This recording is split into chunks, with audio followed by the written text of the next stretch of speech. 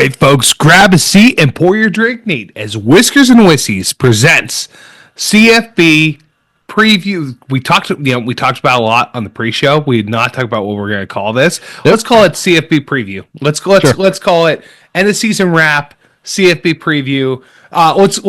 We'll call it Christmas wrapping. We're wrapping up the preseason and we're unwrapping the playoffs. There we go. Perfect. Christmas wrapping. I'm Mike with EJ. How's it going, pal? It's going good. It feels good to be back. You know, we took a little bit of a break here, and we get in such a rhythm throughout the season of doing this every week. You know, it made me miss it. You know, kind of made me a little excited to get to our conversation today. I tell you, I am. This is like the cherry on top of maybe one of the best Tuesdays of all time. Really, really strong Tuesday for me on multiple levels. But I will say you threw me for a panic attack earlier because I told you. I forget what I said. I said something about news, big news. Yeah, you were like, left it really like open ended here. Like I was thinking, okay, what's something that Kelly's talked about recently, which I know you actually have other news that is not a positive one that I was informed about tonight. The squirrels. Yeah. But then I was like trying to think, like, what would he be talking about? And then I just happened to be going through like the for me part of Twitter, which, you know, is kind of my fault because it's sometimes just lies. And so I saw some Ryan Williams stuff, and I was glad to know that what I saw was so unsubstantiated, but not even that. Like, so I got on. I was like, Ryan Williams, what the hell's happened with Ryan Williams? And then because Mbakwe entered the portal. I was yesterday. I was like, I saw that. Jalen Mbakwe, true freshman DB, got a lot of snaps. 5-star kid, got a lot of snaps, a lot of play this year. Entered the portal. And he wasn't even in the portal, but someone, Ole Miss, made a 7-figure NIL offer to him, and then he hopped in the portal, which is like crazy. Like, I'm all for the kids getting paid, but like, we need a commissioner. Like, we absolutely need a college football commissioner to like put some rules around this, because this is too much Wild West, right? For a kid not even entertaining and entering the portal to like get reached out to and offered a 7-figure deal to transfer, like, that's, again, kids gotta do what's right for them. But the Ryan Williams stuff is because he started posting stuff on Instagram saying like on target, not done yet with Mbakwe, and people took that to mean that he was going with Mbakwe. No. Then Mbakwe posts the "I'm not leaving" from Wolf of Wall Street, and then the Jalen Ramsey, I think. We're not done yet. GIF. He's out of the portal. He's staying. So Ryan Williams, the prince that was promised to all of Gunplan. That's what I got. I got my Bama steez on right now because he's the prince that was promised. Went toe to toe with the boosters at Ole Miss. Told him to kick rocks back to Oxford and brought our boy Mbakwe back from the portal. I love it.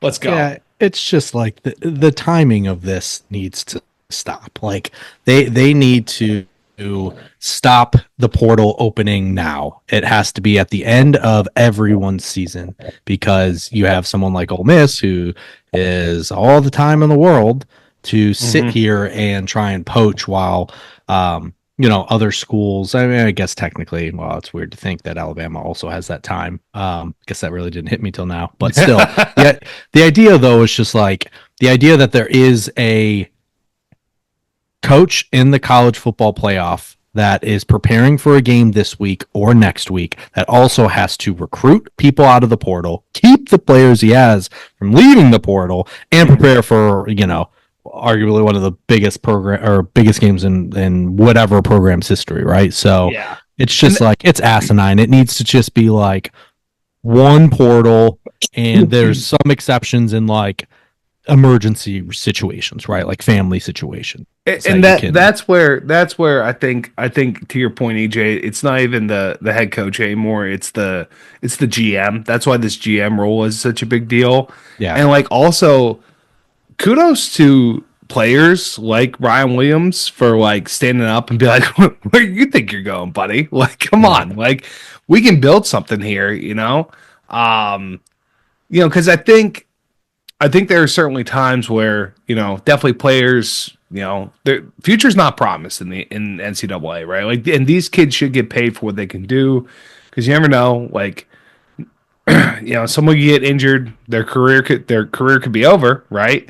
In college, and they don't get that big paycheck in the league. But at the same time, like you got to think about where you're at, right? Like what's the program going to do and help you develop, right? And what is the right situation for you? So, not saying I think for Mbakwe's case, I think he's better off being at Alabama than Ole Miss. Obviously, I am very biased. There's other situations where, if you're not getting the appropriate starting time or stuff like that, like look at Quinn Ewers. Like he's probably going to have to transfer because they can't sit on Arch anymore, and they shouldn't sit on Arch anymore. One would argue that they shouldn't have sat on Arch in their last game, but you know, um, it's just we need a commissioner. There's just too much money floating around right now. I think for this to be something that's like that just for the NCAA to handle. Like there needs to be a commissioner specifically for this. The NCAA at large clearly cannot control what's going on appropriately. So Yeah, I mean, yeah, and that's why, like you said, I guess that GM role is important because just because the kid's a really good high school player, or even has a good like collegiate year, you know, if there are resources that are finite, because ultimately there are, like it doesn't matter yeah. how well you're boosted, like you still have to pay top players, and that can go quick. You can only afford so many, so you do have to make the right decisions because like some of Mm-hmm. these players, truthfully, like no matter if they're good at football or not, aren't driven by being good at football, right? Yeah. So, and maybe that's okay for you, for your program, but I feel like there's been already very obvious wastes of money when it comes to especially high school recruits. And that's just the super obvious ones, right? Yeah. And I'm sure there's a handful of programs that maybe giving a kid 400,000 is a really big deal. It's a big chunk of the pool, and that person pieces out midway Mm-hmm. through their season at UNLV, right? So you Yeah. you really don't know.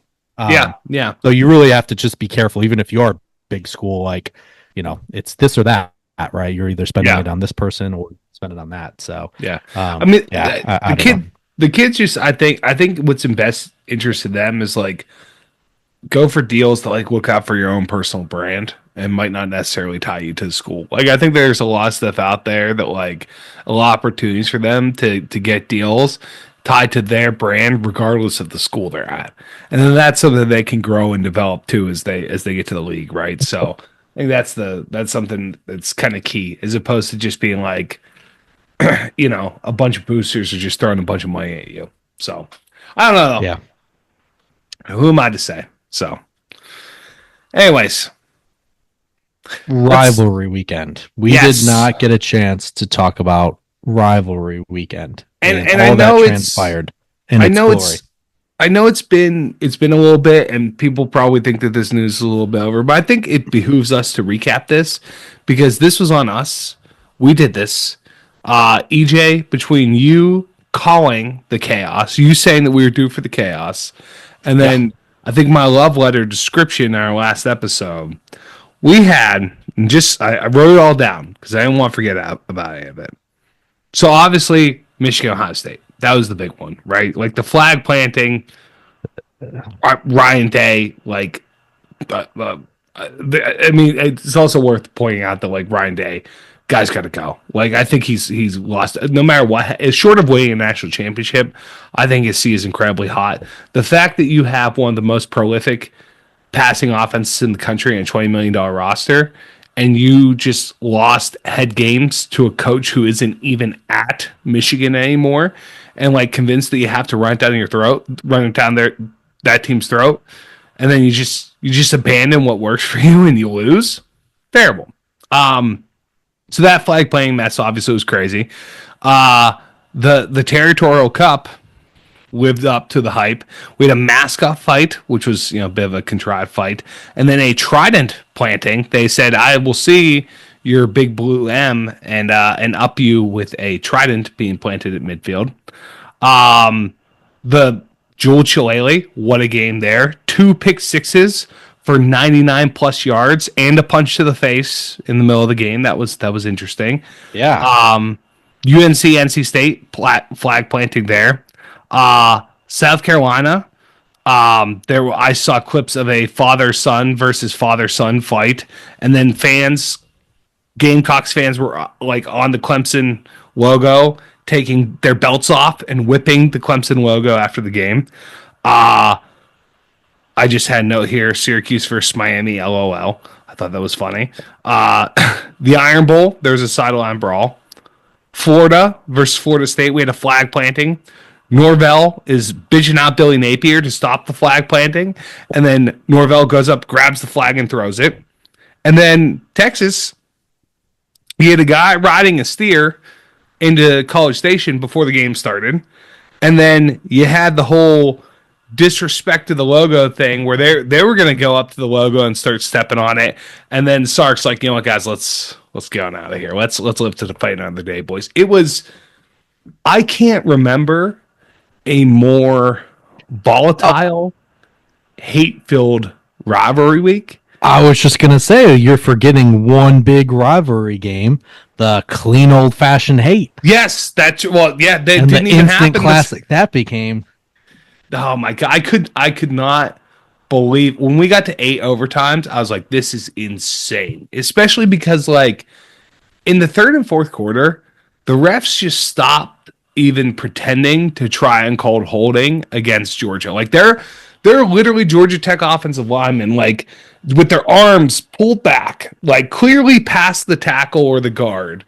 And they're just like getting their arms pulled back, and the refs are just like, clean play, boys. Like, but they did give them that pass interference in the end zone. They gave that call to Georgia Tech in the 7th overtime. And when they didn't convert there, I'm like, well, this is over. Like, that was your opportunity to put this away. And when that didn't happen, it was over. Yeah. Yeah, no, it was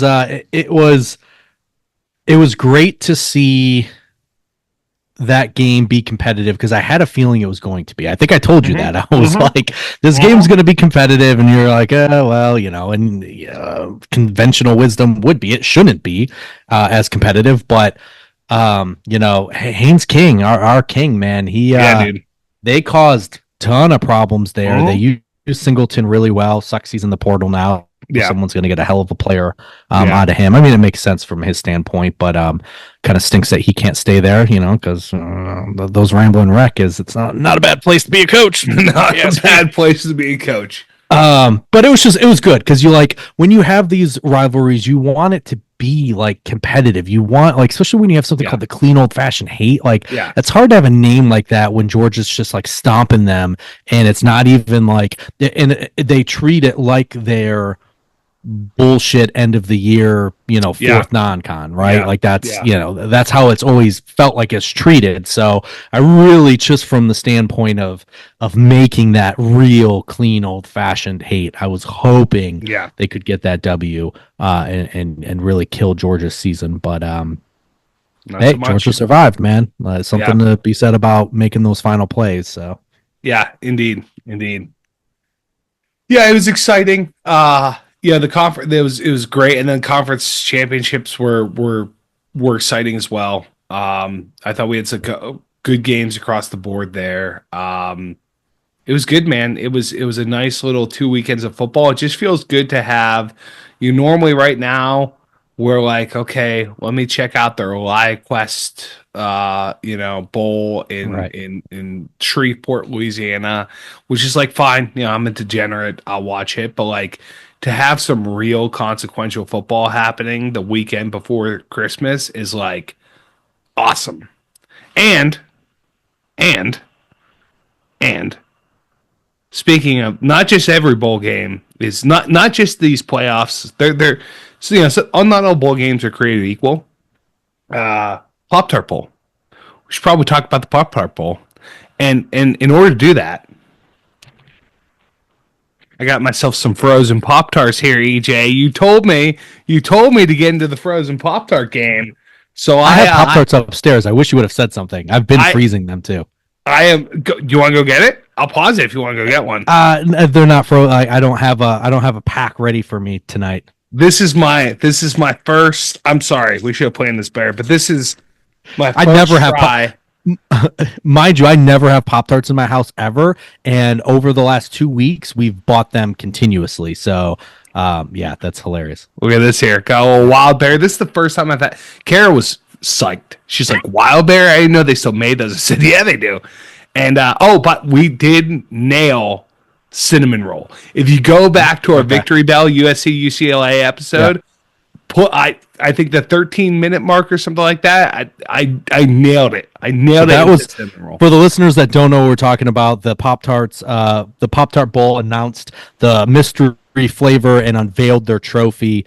And so the two flavors they had announced was wild berry and which chocolate one was Hot it? Fudge Sundae. Hot Fudge Sundae. And then the mystery one ended up being cinnamon roll. And if you guys remember, we were trying to guess which one like we think it could be, which one we'd want it to be, and we knew not chocolate. We knew likely not a berry or a fruit, and then cinnamon was what we. So okay, so this is the first wild berry one I've had in a while, and it's frozen. It's the first time I've ever had frozen one. So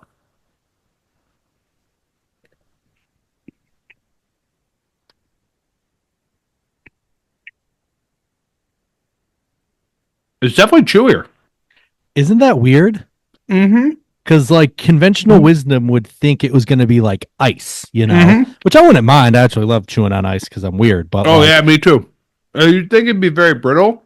It's not. It gives like such a chew to it.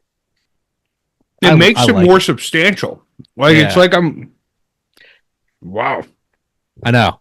I feel like you're right because like when you do have it just regular, especially when it's hot, it's almost like really makes the filling so thin that you're right. I guess I never thought of it that way. That it feels a bit more substantial. Significantly, yeah. It really adds to the texture to it. This is really good. This wild berry is really good. Like what is that? Blueberry and like grape? That's.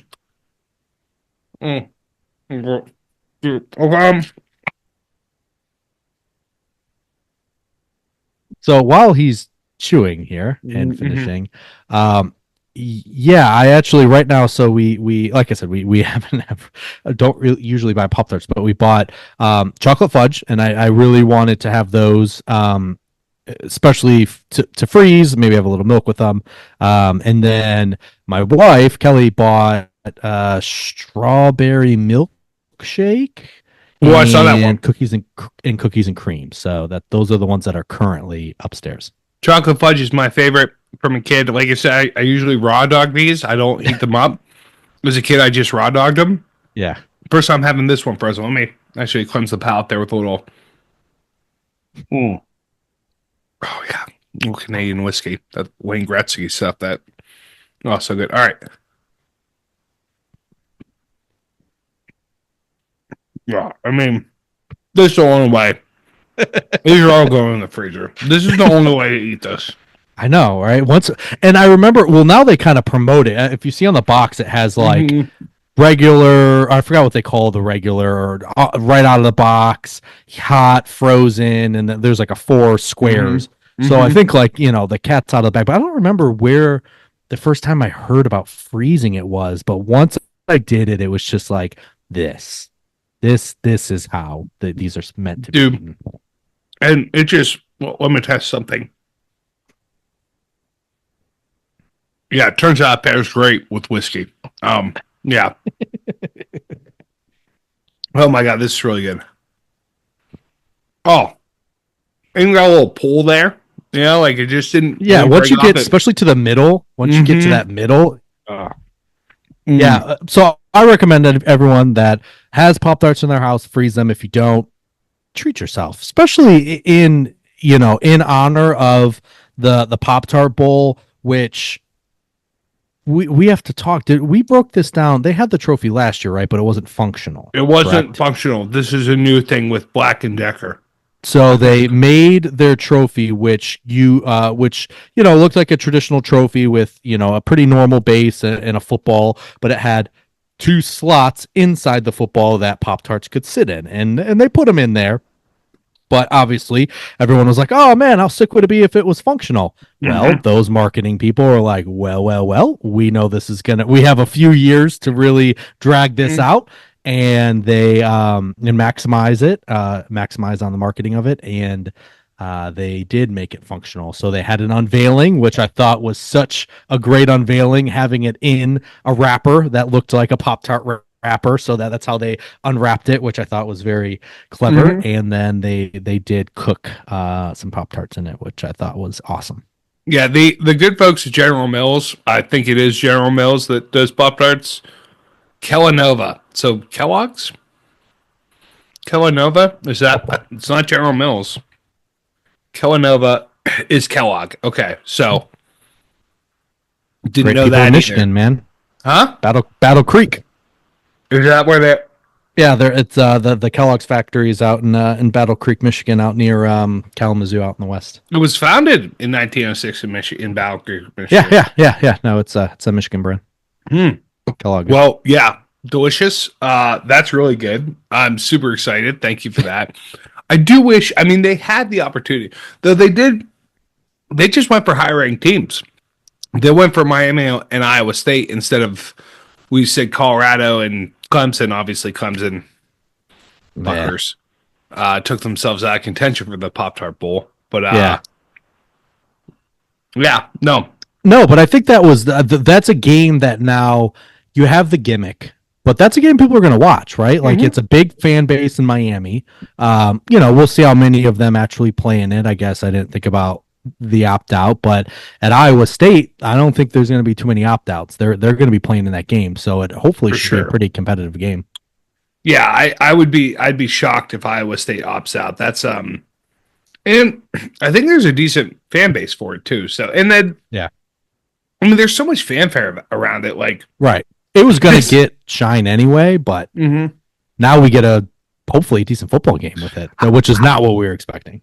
How long till the Pop-Tarts Bowl becomes one of the playoff games? God, one can only hope. Well, it depends if they expand the playoff like it's gonna happen, and they don't do 2 rounds of on-campus playoff games, then that'd be my vote. It's Orlando, so that's a decent place. I don't know how big the Rose Bowl, Cotton Bowl, Sugar Bowl, Fiesta, Peach, Pop-Tart. Right. You're right. Like, just slide it right in there. Like, it just, yes.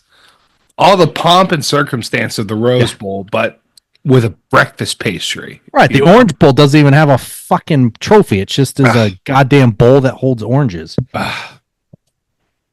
terrible. The Pop-Tart Bowl, it's functional. By the way, speaking of... Sorry. No, I was just going to say, which adds a whole another layer that we've kind of touched upon, but like, I don't think I've ever thought of a cooking trophy. You know what, EJ? I mean, you nailed it. Like, we do have to do a Disney trip.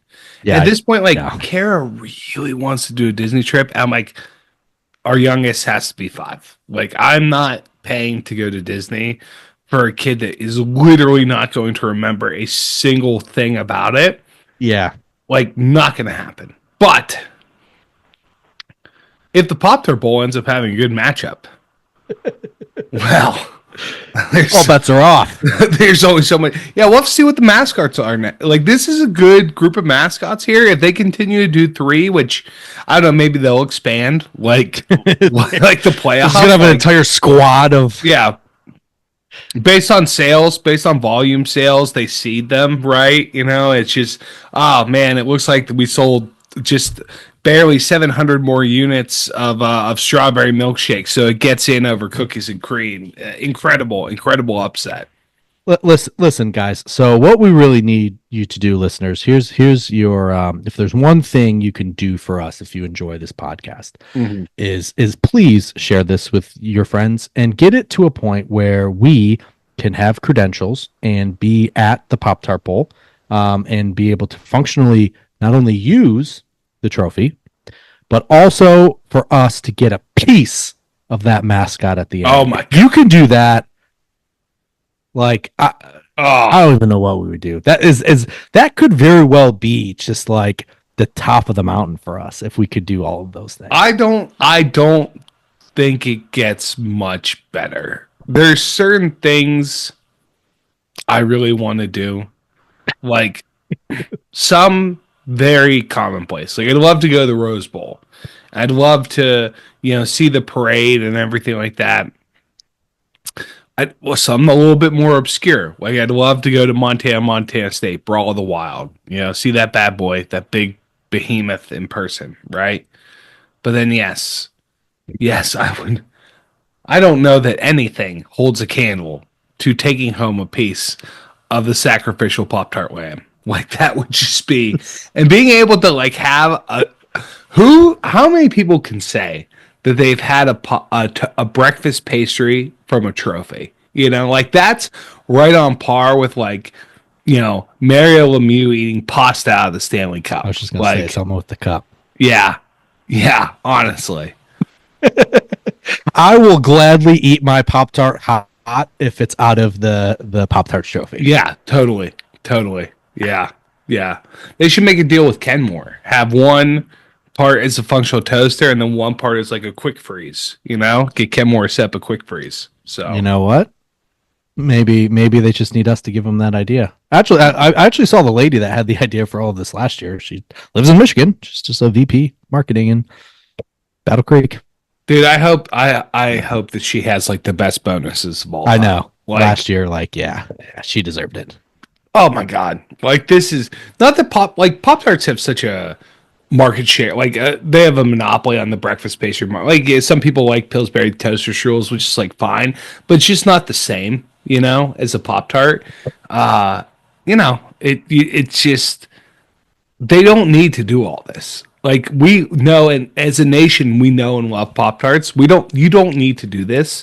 No. This is them. This is like the most altruistic thing Kellanova brand can do is like doing this. They don't need to do it. We all love Pop Tarts. We all eat Pop Tarts. There's no real substitution for a Pop Tart. But you know what? They're like, here, you guys are pigs. Here's your slop. Here's your slop. We're just eating it up. We're just eating it up, baby. Actually, when is that bowl? I don't even have that on my radar, but I need it. I believe it's December 28th from what I just saw because I had to double check who was playing in it.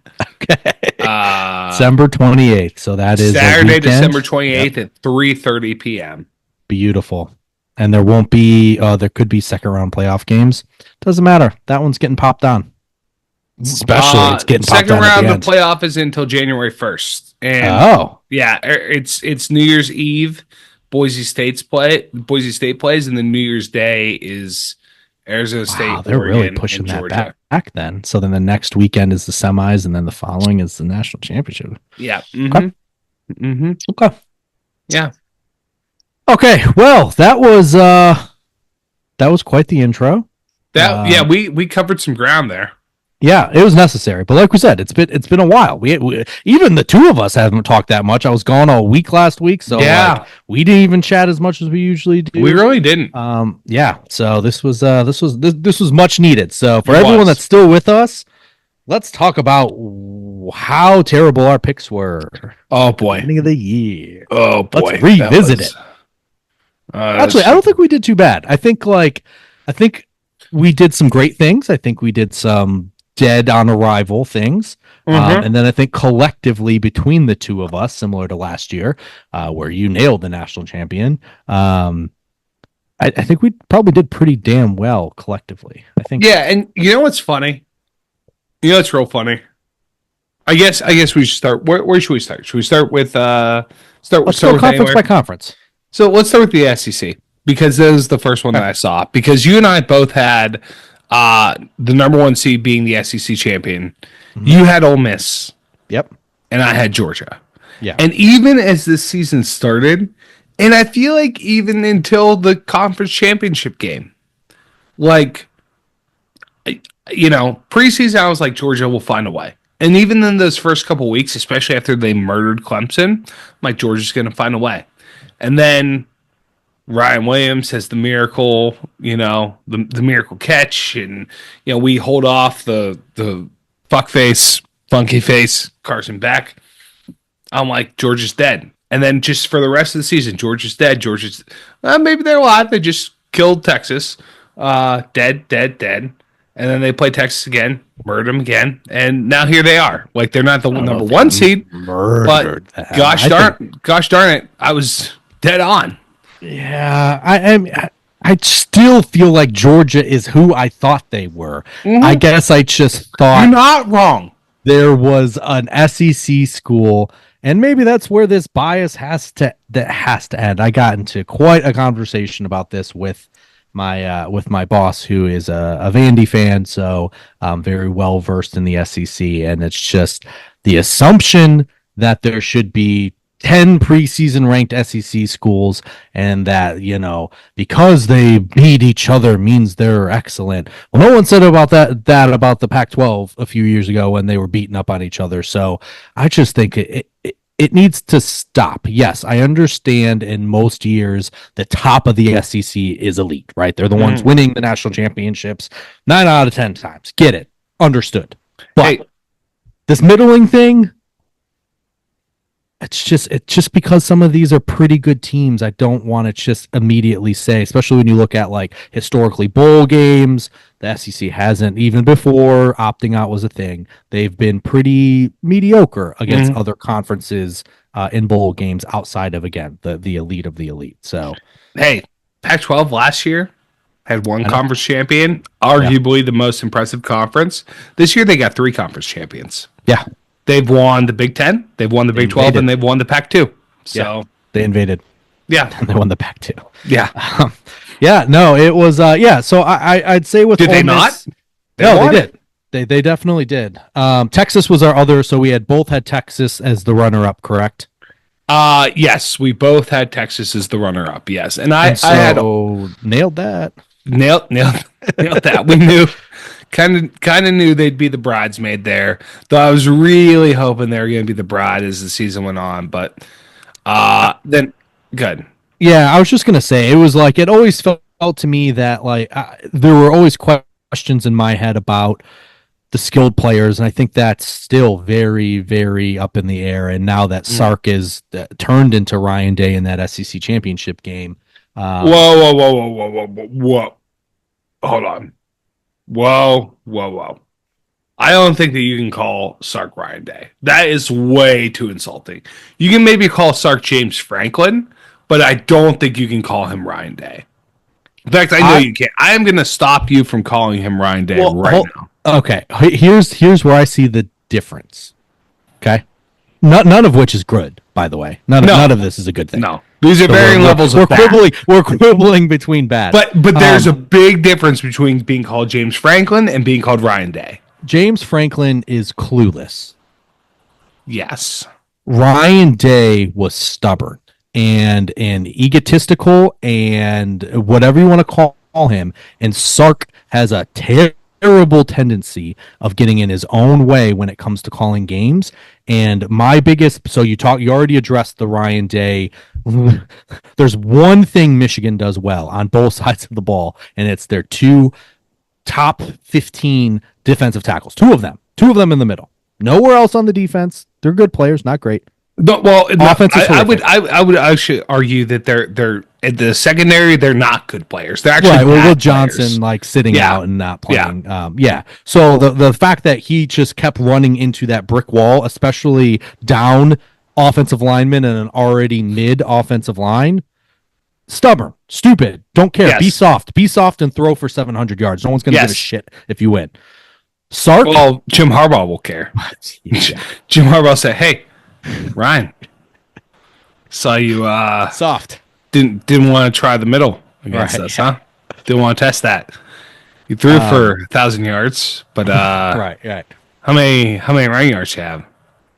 How many ISOs did you call? Huh? How many counters did you run? So Not many, idiotic. huh?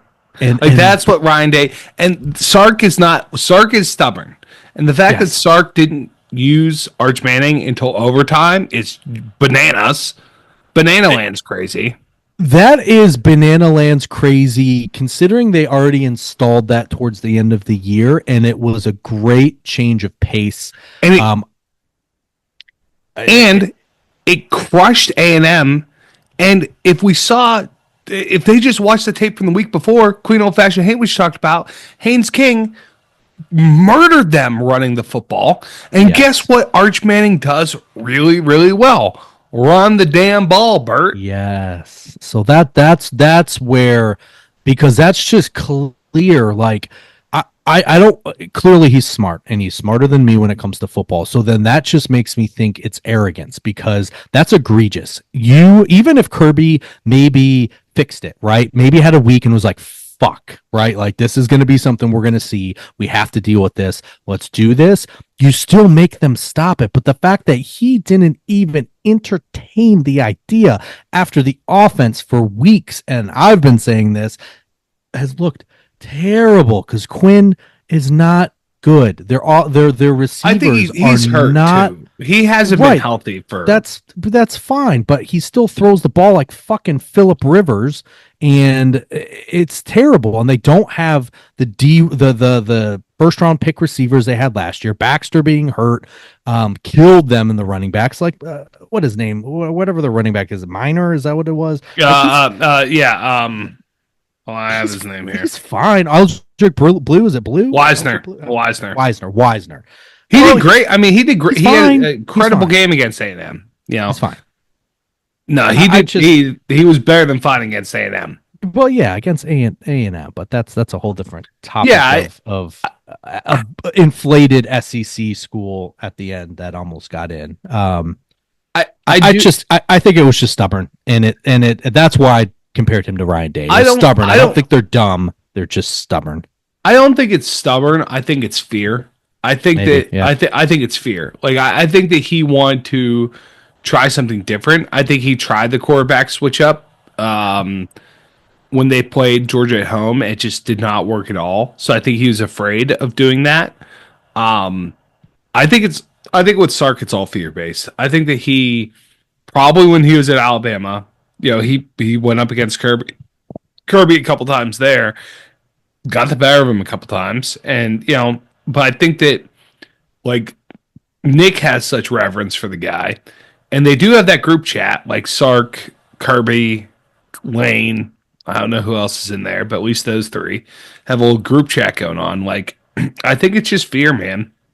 I think it's fear based, and that's why he's not going to win a national championship, and it sucks because we want nothing more than Texas to be officially back. And they're inching their way to back. But when you have a good defense, which was better than I thought they would be, missing their two huge tackles that got drafted that completely dominated last year, and you had an offense that have just been scuttling for weeks on weeks on weeks.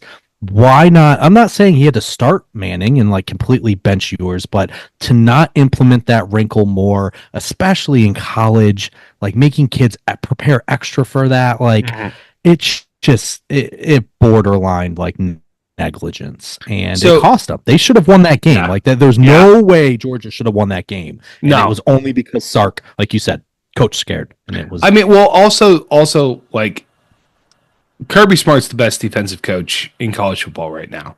Like other than what's his name?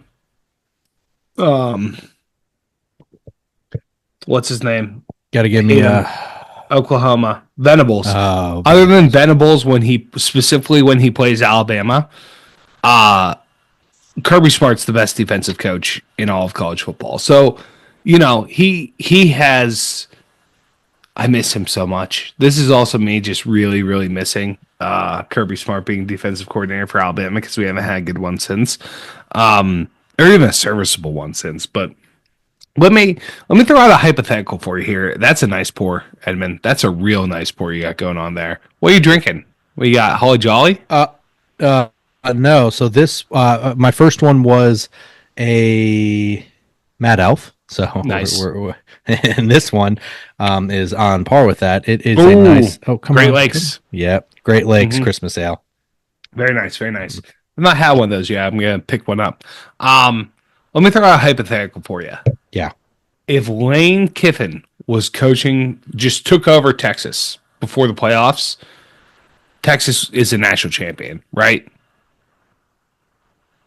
Does he bring Pete Golding with him? No, no, he absolutely does You not. tried to. You tried to tell me. You tried. Pete Golding stays. You, try, you Pete tried to Golding tell me. stays so far away from Austin. Yes, because he wouldn't have been afraid to implement that wrinkle 100%. I kind of well actually I think that he would have Arch starting. I also Probably. hate you right now because we could have got through probably this rest of the season without talking about Pete Golding, and now here we are. Like, Yeah, I mean, like it just, yeah, it was unacceptable because like Texas was the better team. Georgia still is yeah, so mid to me, and then you look at the bracket that they have, and it's just like, God damn it, they're just getting rewarded for being ugh. But yeah, hey, whatever. Like I said, they win the games, and you can't dispute. I don't think there's been anything controversial where you were like, "Oh my god, that was a fail Mary or yeah, whatever." In the NFL, 10 years ago, whatever it was. So it yeah, is what it is. But that's frustrating when I like have felt the same about Georgia, and just not only do they get in, which if they lose to Georgia Tech, they might not even get in at all. But then they they fucking win the SEC and get a bye. yeah, It's just like, God damn yeah, it. Like, okay. yeah. Okay. Um, So then where did we have because I think we both put four. We won't necessarily get to our entire playoff thing, or do you want to talk about the next two that no, we thought we're going to get in, or go to the other conferences and then do the playoff holistically? let's do the next two because we Okay. both had. So I had Georgia as the one seed, and then Texas as the runner up in the SEC, and then I didn't have any other SEC teams except for Alabama at 11, which almost happened. Fuck you, Dabo. Almost so close, Yeah. but really not that close at all. And then, well, actually, it was field goal, fuckers. And then you had Ole Miss, you had Texas as your runner up, and then you had Tennessee. Great call. You had Tennessee as the 9 seed. Tennessee is The the 9 seed. 9 seed. Yeah, you nailed that one, and you had them playing Ohio State, the 8 seed. You nailed that perfectly. Let's Perfectly. go. Way to go, Edmund. Felt great about it.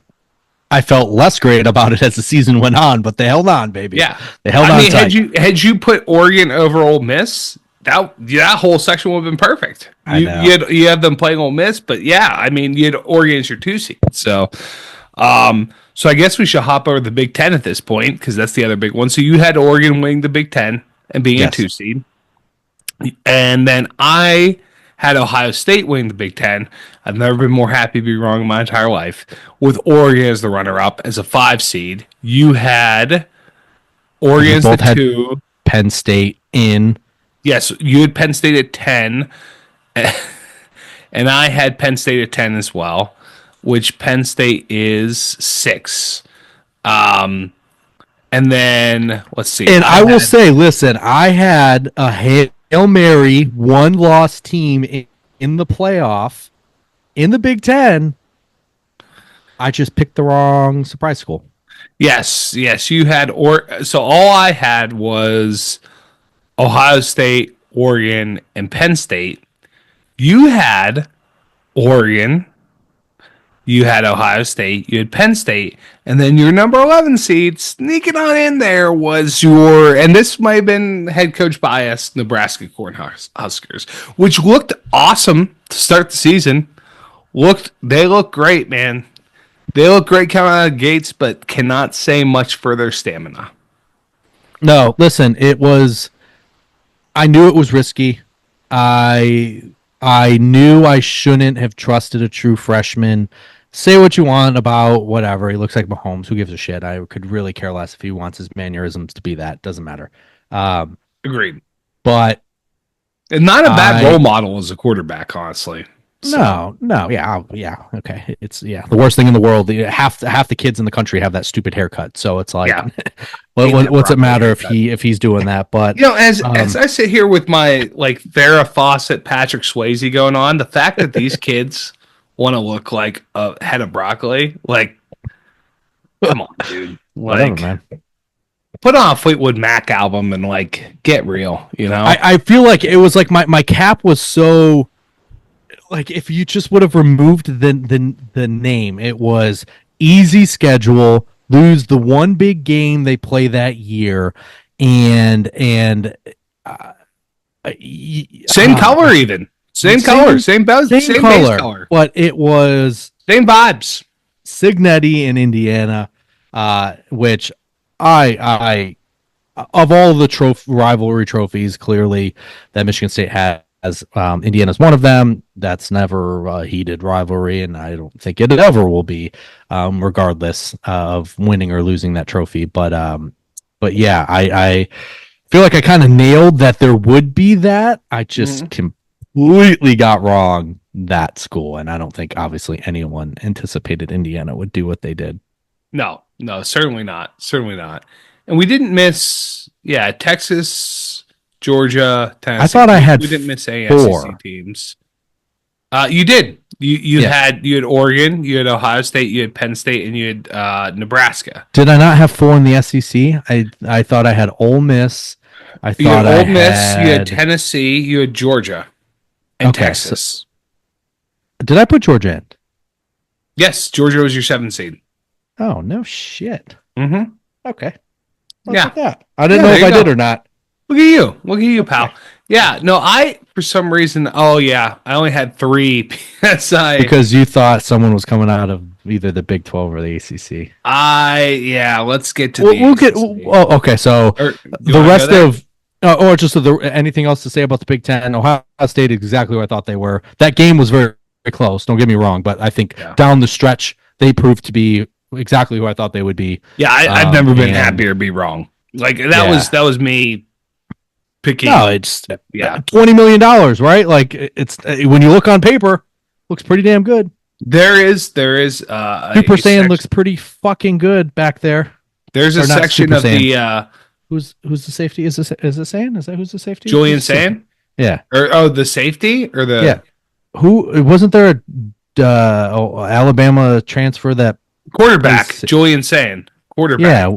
Who's the safety? I thought they had a safety that was an Alabama transfer too. Oh yeah, they have a corner, not safety. Oh. Okay.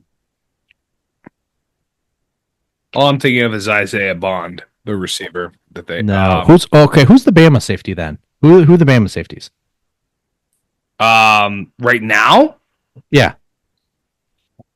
Why is there like a Bama safety? It's in the back of my head. That's like a superstar. Alrighty. I don't even think he's draft eligible. Superstar. Right now? Yeah.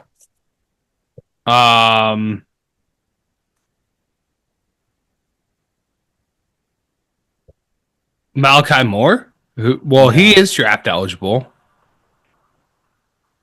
I mean, Devonta Smith, Bray Hubbard. You're talking about someone currently on Alabama or Caleb Downs? Caleb Downs, yes. Caleb Downs. He was the transfer. Caleb Downs transferred to Ohio State, yes. Really, really good at football. He is. And I knew, and you felt that, right? Like you were very shocked he would leave. He was he was always throwing up the Miyagi-Do crane. Like he was a true freshman last year, right? So he's a sophomore. Okay, yeah, he's that's what I thought. He's fantastic. Dude. Yeah. He's fantastic. Yeah, he's a stud. He is. Okay, he's an absolute stud. That's who it was. I knew there. I thought there was that guy. That's what I was thinking of. Yeah. I miss him. I think anyone would. Yeah, and then Oregon kind of. I will say they made me nervous, but I feel much better now that Tez is back because Tez is that cog in their offense that really puts them, I think, a step above a lot of others. He's just unguardable in the slot, and he dictates what they're going to do to you on defense. Because you either, if you put a linebacker on him, fucking forget about it. Yeah. And then if you put a lighter package out there, they'll run it. They'll run it with James. So like, then they have some, like Evan Stewart's been really good for them as kind of a down ball or a downfield threat. They have the tight end Sadiq, who had a fantastic Big Ten championship. So it's not like they don't have weapons, but I think when Tez was hurt, that offense really struggled. And now that he has been back, I think he could be that like. But when you have a player like that in the slot, like that just changes the whole game. You know, like to your point, like it makes it really. There's going to be a mismatch somewhere. You know, so I think having him back is huge. You're absolutely right about that. Okay, sorry. On to the next one. If you have nothing else to talk about in the Big Ten, I guess we should go to my biggest. My personal biggest blunder, which was the ACC. So it was both of ours. I mean, you weren't that far off. I had Miami in the playoff because we were kind of like, well, who else? And love the story of SMU, like absolutely awesome. Absolutely. Really wish they would have been able to get it done against Clemson, not just because I hate Clemson and it also would have put Alabama in, but for the record, I do think it was the right move putting SMU in over Alabama. You cannot penalize a team for going to the conference championship and losing that game. Just can't do it. So I think it was a good move to put SMU in over Bama.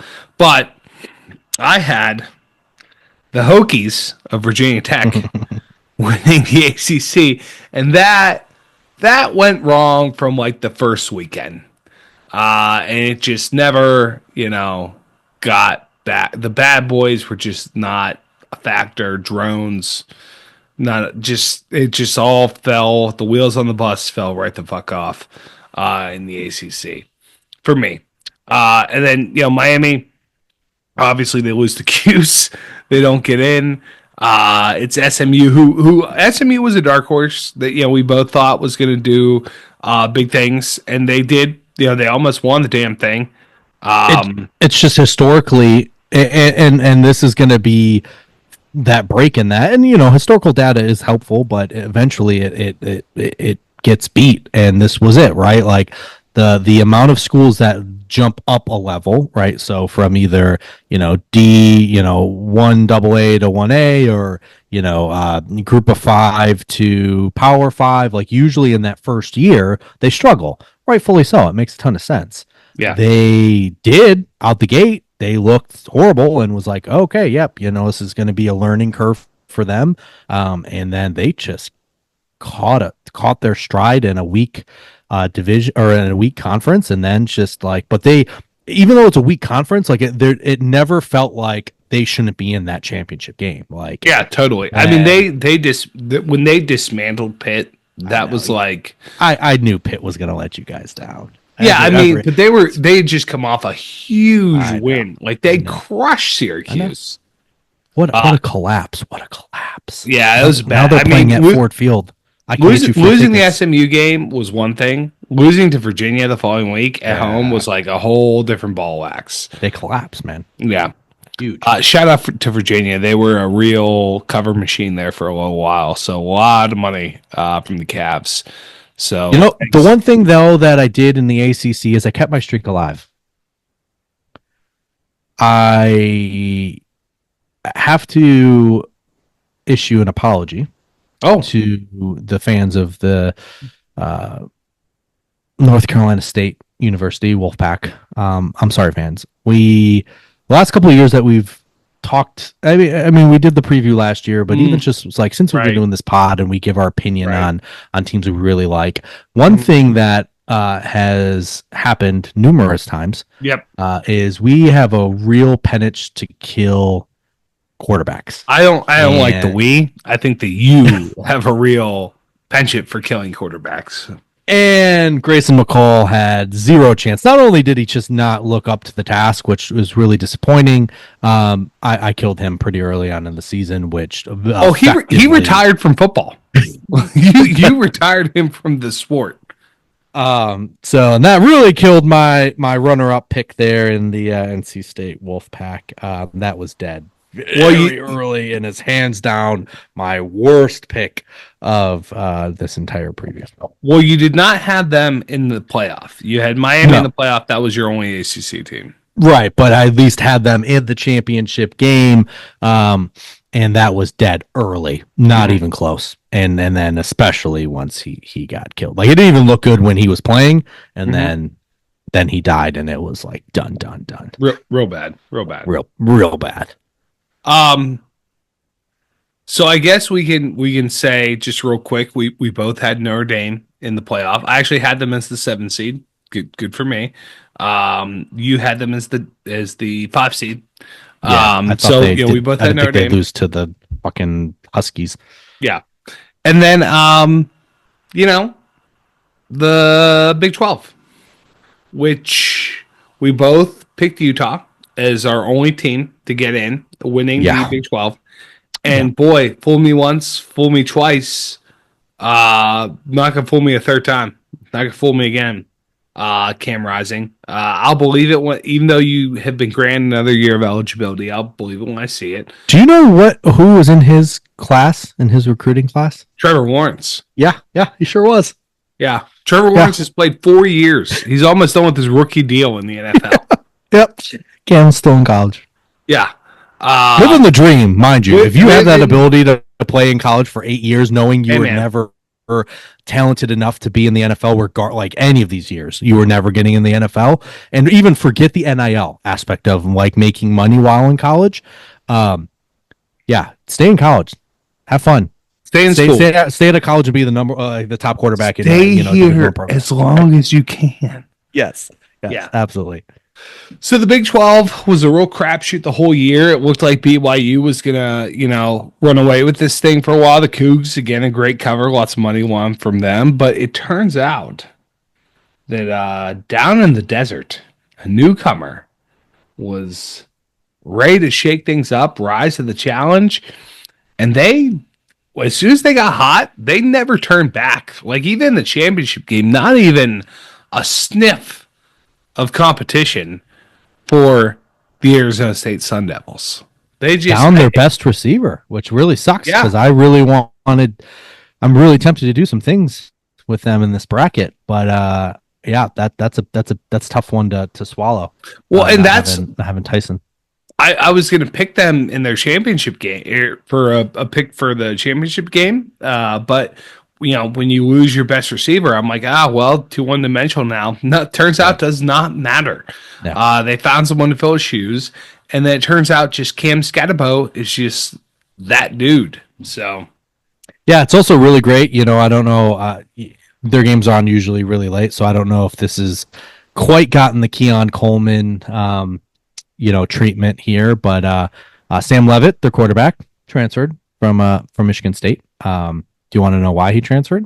Now this was gonna happen regardless because of Childs, but he is a Seattle kid, so he's from the West Coast. Say what you will about Mel Tucker, he definitely pulled some West Coast recruits and some pretty highly rated West Coast recruits, Levitt being one of them, and he did get in. Probably not enough to burn his red shirt, I don't think, but he got into a few games late in the season as a true freshman. But Jonathan Smith gets hired, and Levitt says, "Hey, Jonathan Smith, you didn't recruit me at all at Oregon State, so go fuck yourself. I'm leaving." Before it was like confirmed that Childs was probably always coming, getting that NIL package, and he was going to transfer out anyway.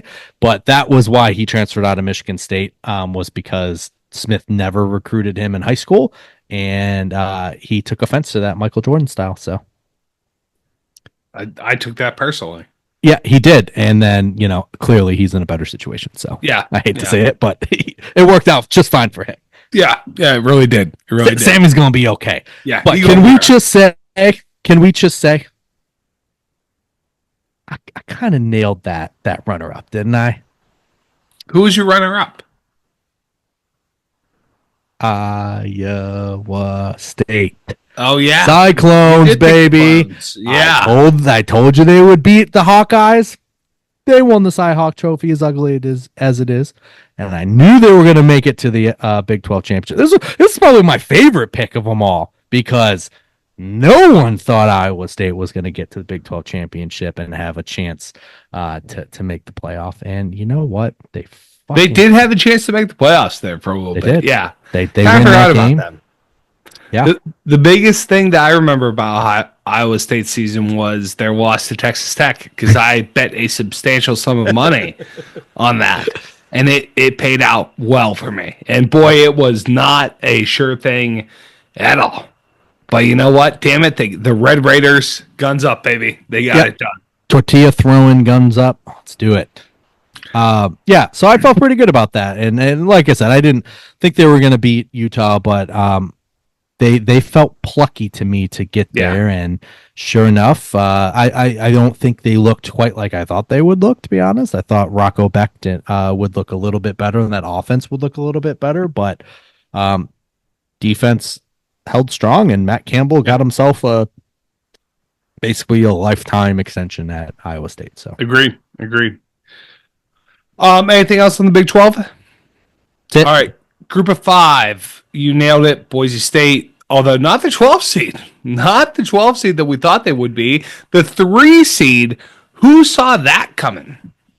No one, but I will say that once people started to talk about that, I didn't understand the rules, and which makes it, first off, it's an impossible thing to try and do seeding like we did. The fact that we even got remotely close with some of these seedings because it's so like you literally have to go through each schedule, and if it's a loss here, it's a win there, it's a win there, it's a loss. It is so hard to seed this fucking preseason, right? It's one thing to just say who's going to be in, but to seed it, I didn't realize that, like, because technically they are ranked like 11th or 12th in the nation, or lower than 3, right? But I guess I didn't realize that it was the highest rated conference champion. I was under the impression it was Power 4. The Power 4's all conference champions. Well, I feel like I explained to you 5 times that was the case, that it was it's the highest rated. It just didn't sink in. But not I will say, not until like 3 weeks ago. The people see, I've explained to you many times, but I will say this: the people who are like, "Oh, the boss should just be giving the top 4 teams." Hey, this message is just for you. I'm gonna look right in the camera when I say this. Get real close to the microphone. Go fuck yourself, because this is great. This is awesome. Who gives a fuck if someone who's, low, like a better team in quotes, who went to their Power 4, fuck that. Bump all that shit. I want to see Boise State 3 seed. They deserve it. Ashton Jeanty is my Heisman Trophy winner. Fuck you. Kiss my ass. Boise State rules. Eat shit. Yeah, because I will tell you what, all those people, you sure as hell don't want to be in Boise, Idaho this weekend. If that was going to be the alternative, right? They're going to host a playoff game on the Smurf turf in fucking 15 degrees and potentially snow. Your ass don't want to be there. Good luck. Right. Yeah, you're lucky it's going to be, the neutral site in fucking Arizona. Very fortunate. Verbo Fiesta Bowl. Yep. Who's your pick again? App State. App State, yeah. They just didn't have a good year. Darth Wall on that one. Yeah, I mean, I should have gone Boise. That was probably the easier pick with Jeanty, but also, I will tell you all I knew. Right, so I think I mentioned this in the preview was Jeanty got mentioned, and I don't really remember him a ton from last year. I know obviously Boise won the Mountain West, right? I think they beat UNLV again last year. So it wasn't a surprise there. Their defense, they have a defensive-minded head coach that took over at the end of the year, was their defense coordinator, took over, got actually officially hired this year. So I thought they were going to be pretty good. And I think I told you, so Dane Brugler does the athletics college football ratings for like prospects for the NFL. So he does like the Beast is his big document where he just breaks down his big board essentially of all the college football, top 100 and what he thinks about them. And I think I told you that he had Jeanty rated the number 1 running back in college football like that's Dude. going pro this year. And that's what made me think like, okay, like if this dude has him rated as the number one running back, like out of everyone that's eligible, that's a big deal. Now, did I think it was going to be what it is? No, but that was kind of what sparked me, you know. The man not only has the most rushing yards this season, he's still in the top 3 for like his yards after contact. Like just his yardage after contact is top 3. It's insane. The fact I don't care how many snaps Travis Hunter plays and they plays both ways. Like good for him. Hey, guess what? Colorado arguably has a worse schedule than Boise does. So again, go fuck yourself if you're complaining about Boise being the 3 seed. Yeah. And also, if you voted for Travis Hunter to be the Heisman Trophy winner, your voting card should be yanked. Like, ridiculous. Like, just what? You want to make Prime happy? You hope he's going to give you a big hug? Going to give you a little rub and tug? Like, nah. Come on, man. It was the closest. Wasn't it the closest ever? Or definitely closest in the last couple decades? It should not have been close. That's my thing, though. It should not have been. Fair. Because if you look at one person's impact on their team, Boise State's the 3 seed because of Ashton Jeanty.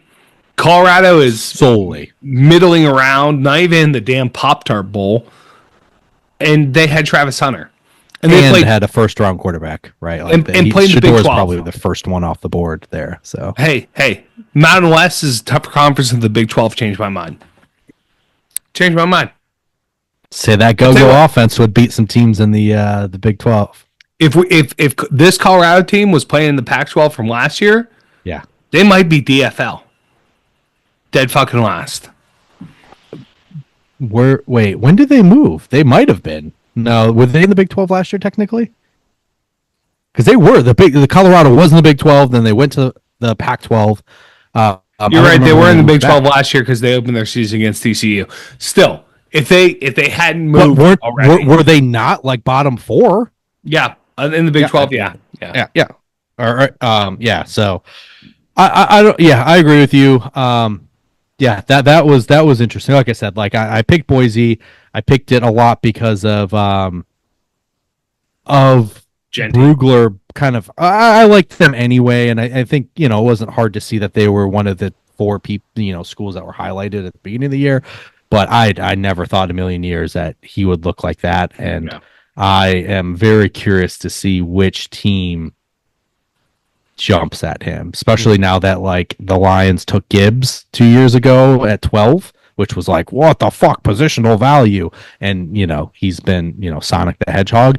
I think that's only going to help Jeanty because I think by the way, the Sonic and Knuckles gear that they had was sorry about Montgomery. That sucks losing him, but yeah. That vibe is really cool. Oh my god, jackets are awesome. I do gotta take a little potty break here, Edmund. So maybe we pause for station identification, and then we come back to our first round of the bracket overview. Yes, let's do it. Do it. We're back. Okay, so we went through our predictions last year. Overall, I think we did pretty good. Like we did bad. Don't get me wrong. We also sucked. But so do the final count. So how many conference championships did we get right? So did we get both of them right? You got Oregon and right. Ohio State. Oh no, I didn't. So I got one champion right. And I got one champion right in Georgia with the runner-up of Texas. So I got Georgia with the runner-up of Texas as mine, and you got Oregon, and you also had Texas as your runner-up too. So you got that right. Okay. And a couple runner-ups, like Iowa State was a runner-up. Yes, and you also got the Iowa State. Yes, I'm not counting the runner-ups there. Yeah. So you got 2 runner-ups. You got 2 runner-ups. Of the playoff, how many out of 12 did we both get? Just in? Yeah, that we got in. let's see. of You our got. 12 that we I chose. I think you get bonus points for Ohio State and Tennessee being the right matchup. So let's call that 3 for you. Okay. So Ohio State and Tennessee ends up being 3. Notre Dame's 4. Boise's 5. Oregon 6. Georgia 7. Penn State 8. Texas 9. I got so 9 is your number to beat. With I gave you a bonus point. I got Georgia's 1. Oregon's 2. Ohio State's 3, Notre Dame's 4, Penn State's 5, Texas is 6. So you crushed me. So even 8. So the 4 that I got wrong were Miami, Nebraska, Utah. Once again, Dabo fucks me. Yeah. Utah. Utah, give me 2. Yeah. Yeah. Well, it Because happened. honestly, All right, not too bad. well, actually, And both of us still have our national championship alive, our national champion alive. yes, both the of same us, team. because your national champion is The same as yours. is the same as mine, which is Oregon. I actually have my final. Well, wait, do I have my final matchup still up? Because I have Oregon and Ohio State would have to play in the second round. What was our final 4? What was both of our final 4s? So final 4 for me was Ole Miss, Oregon, Ohio State, Texas. So I have 3 of those available. Okay. Your final 4 was Oregon, Georgia, Miami, Texas. So you have 3 of those available. Interesting that So Texas and Oregon could play. Maybe you were the bullish one on Georgia, actually, at the end of the day. Maybe. I have to go back and listen to myself. I missed on Ole Miss. That was the one man out. You missed on Utah. Yeah. Fucking Utes. Okay. Oh, interesting. Okay. I see this. Okay. So, preview. So, how this is going to go. So, we kind of announced it already. We're not kind of announced it. We announced it. So, we're going to do a bracket challenge here. And how we're going to do just the episodes for the rest of the season and specifically our bracket challenges. We're going to encourage everyone that participated in our Pick'em challenge, anyone that didn't, to fill out a bracket. Mike had posted the link. We're going to continue to post over the next couple days.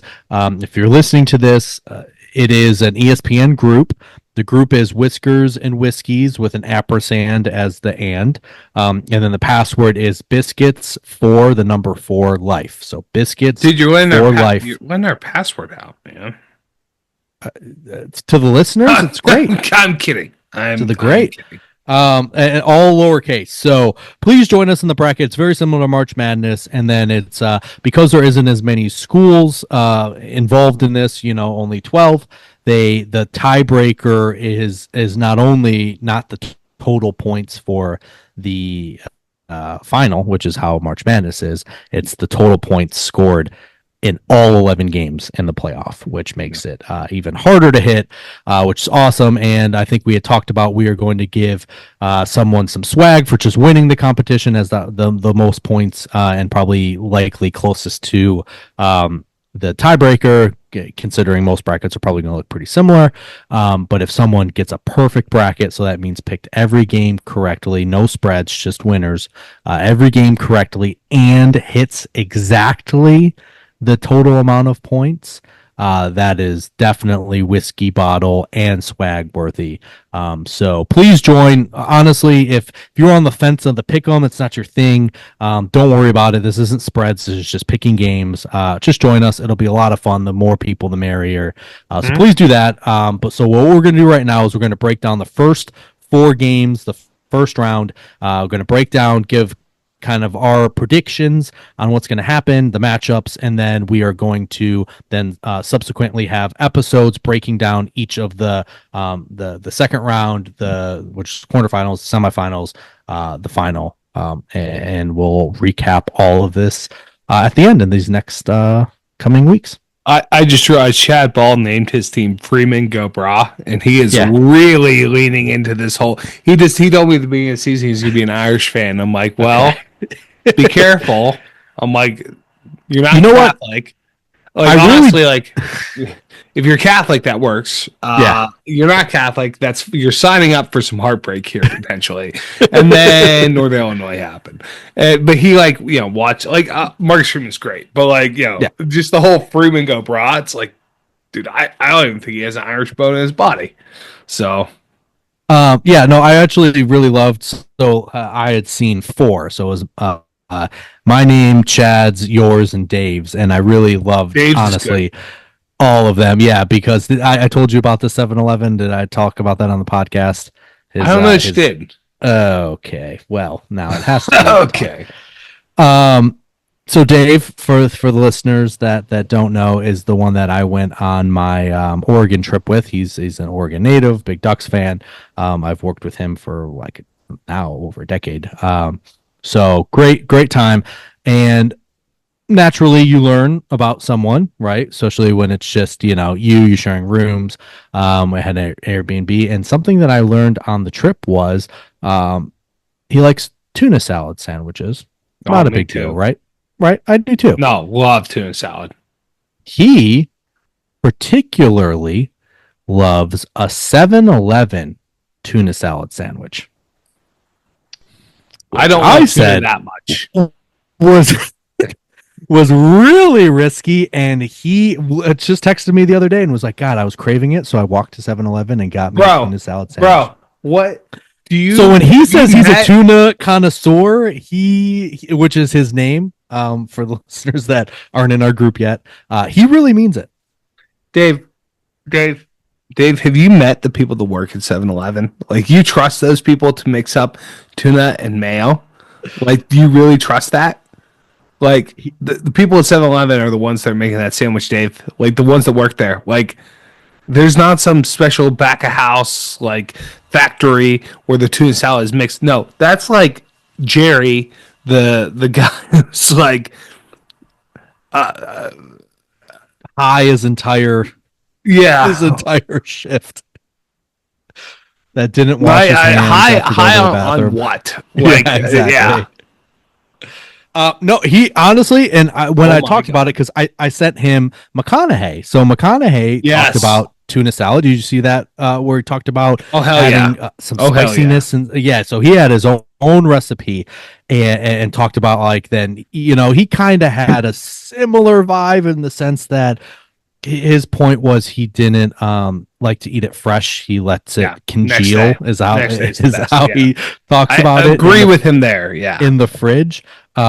So I sent that to Dave, thinking like, oh, look, it's another tuna connoisseur, and he was like, absolutely not. Like, no, like I need a gas station 7-Eleven tuna salad sandwich. McConaughey's got a little extra there. Like, I can support the corn. Like, that's an awesome addition that I actually have never thought of. The wasabi with the mayo, like wasabi, that's what it was. That's so smart. The extra use of pickles, like excessive pickle usage, is super, super on point. I'm with you on that. He lost me at apples. When McConaughey started mentioning he tossed apples in there, I'm like, that's a little too white. Okay. Like, I need you to, like, pull it back a little bit there. Okay. I need you to, give me some cookout tuna salad. Like, it's a little crazy there with the apples. But everything else was spot on. I'm probably gonna try to make it as he described on the Two Bears One Cave podcast. Just no apples. It's a bridge too far. I also don't like peas all that much, so I'll probably skip on the peas. But well, that's where that story comes from. So so when he mentions he's a tuna connoisseur, it's a 7-Eleven type of tuna, which okay. Well, that's gross. To the bracket. Right, yeah. Back to the brackets. All right. I like the names as we were talking about. But all right, really first matchup. 5-12. Texas, number 5. In Austin. 60 degrees, partly sunny is I think what it's supposed to be.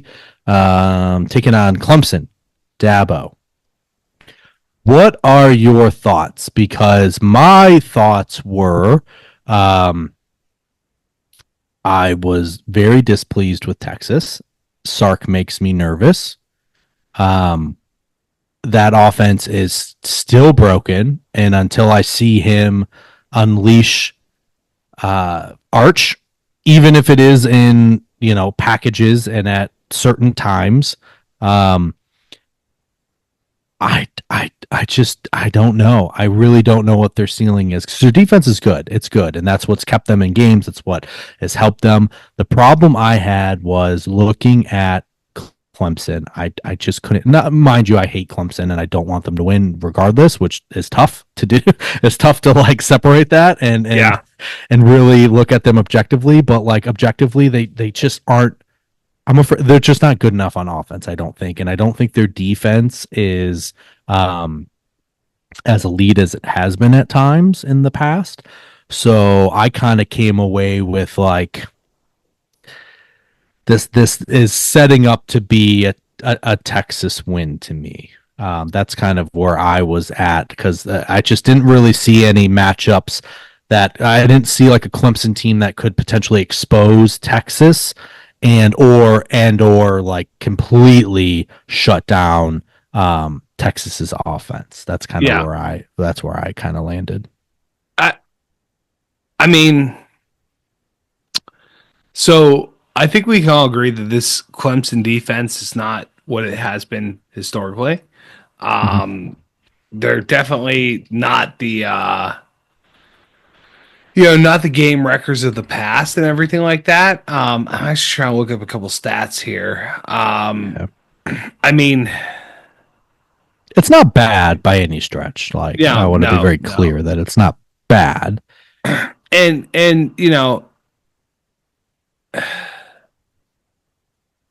he,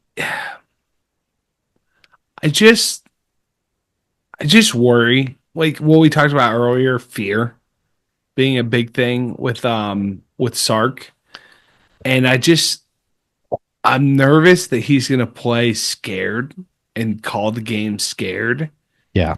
because like Dabo, I think the reason why Clemson won the ACC championship, which they did barely win, but I think that like obviously they jumped out to a huge lead because like Yeah. they've been there before. Like those are guys Right. that have been in that game before and they get it. And had SMU been in that game before, I don't think it would have been a problem. In fact, I think SMU's in a really good position for their next game, given that they what happened in the ACC championship. Um, I'm just really nervous that he's just Sark's just going to play too conservative, and I think that Texas on paper, Texas should crush Clemson. They're the more talented team.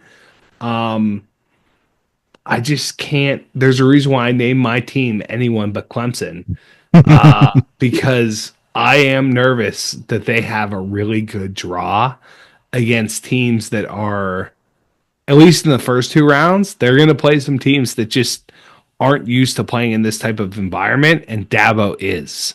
So for that reason, I'm actually going to pick Clemson in this game. Yeah. I, I don't want to. I really don't want to. I think 12 is a huge spread to cover. Um, we're going to see how all of these spreads are big, and I have a feeling that all of them are going to be big until the final.